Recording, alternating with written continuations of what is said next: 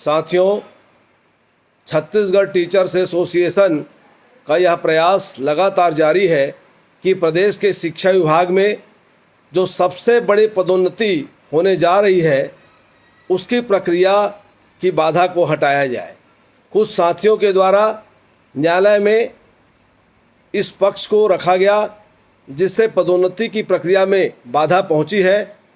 हमने मंत्रालय स्तर के बड़े अधिकारियों से, संचालनालय स्तर के बड़े अधिकारियों से, न्यायालय स्तर के भी जो संबंधित हमारे पक्षकार हैं और साथ ही साथ जो हमारे शिक्षा विभाग के अधिकारी हैं जो नोडल के रूप में न्यायालय में कार्य को देखते हैं, ऐसे सभी पक्षों से हमने चर्चा किया है और चर्चा करके हमें ऐसा महसूस हो रहा है कि आने वाले समय में पदोन्नति प्रक्रिया की बाधा दूर हो जाएगी और इससे प्रदेश के हमारे सहायक शिक्षक साथियों की बहुतायत संख्या में पदोन्नति हो जाएगी।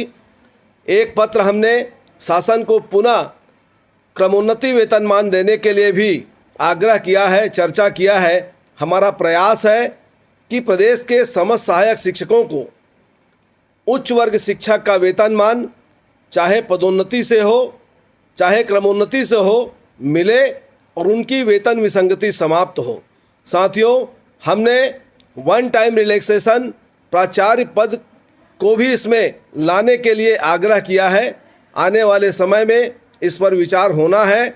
इसके साथ ही साथ सहायक शिक्षकों की पदोन्नति के लिए ज़्यादा से ज़्यादा पद मिले, इस उद्देश्य को ध्यान में रखते हुए हम व्याख्याता के पद पर पदोन्नति करने का आग्रह हमने किया है ताकि उच्च वर्ग के शिक्षक व्याख्याता के पद पर ज़्यादा से ज़्यादा जाएं, मिडिल स्कूल के प्रधान पाठक के पद पर जाएं और वो जो पद खाली होंगे उन पदों पर हमारे सहायक शिक्षक की ओर से ज़्यादा पदोन्नति के साथ ही पात्रता रखेंगे।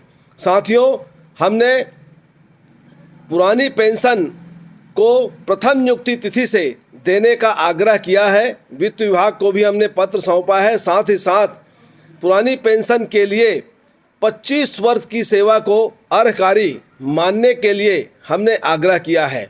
इसके साथ ही साथ वर्तमान में जारी सेटअप की विसंगतियों को हमने वहां पर मांग किया है कि इसको संगत बनाया जाए और प्राथमिक school, middle school, high school, higher secondary school सभी स्तर के सेटअप में कुछ कमियां हैं। ऐसे कमियों को हमने रेखांकित किया है, अवगत कराया है। इसके अलावा प्रदेश में हजारों की संख्या में हमारे साथी ऑनलाइन पोर्टल पर स्थानांतरण के लिए मांग किए हुए हैं। डीओ के द्वारा अनुशंसा नहीं किया जा रहा है, एडिट का ऑप्शन नहीं दिया जा रहा है।